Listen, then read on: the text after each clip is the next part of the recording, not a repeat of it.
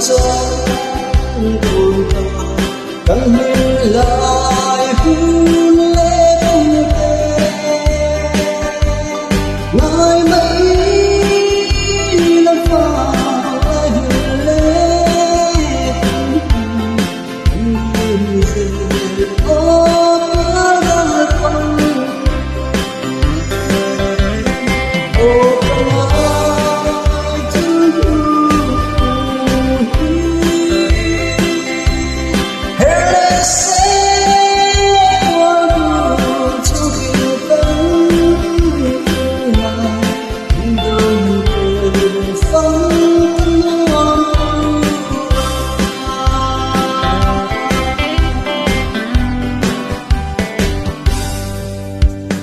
lên con lung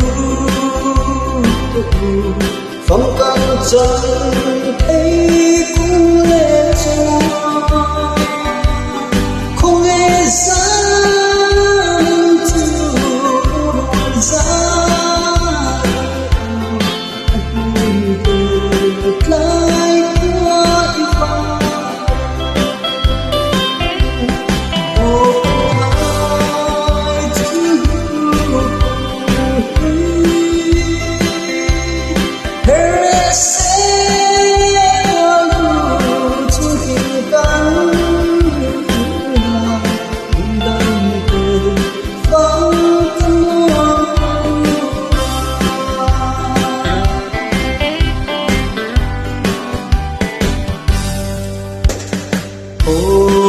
chẳng giống